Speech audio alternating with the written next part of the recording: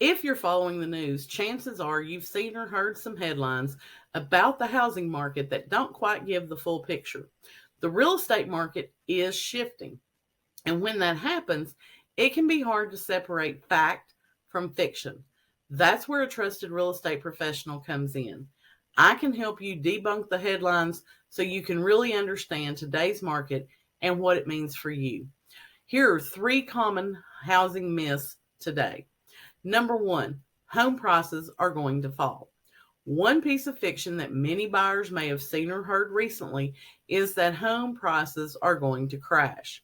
That's because headlines often use similar but different terms to describe what's happening with prices.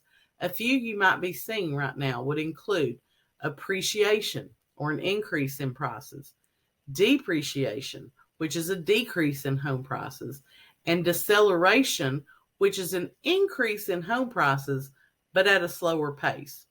The fact is, no expert is calling for a decrease in prices. Instead, they are forecasting that appreciation will continue just at a decelerated pace. That means home prices will continue to rise and won't fall.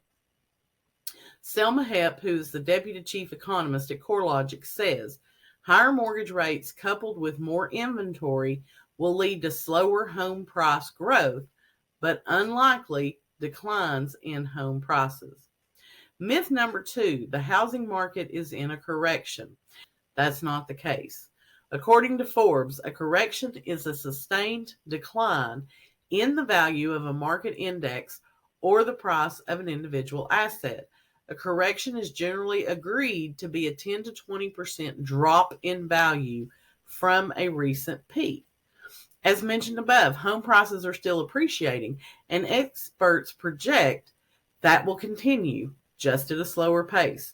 This means the housing market isn't in a correction because prices aren't falling. It's just moderating compared to the last 2 years, which were record breaking in almost every way.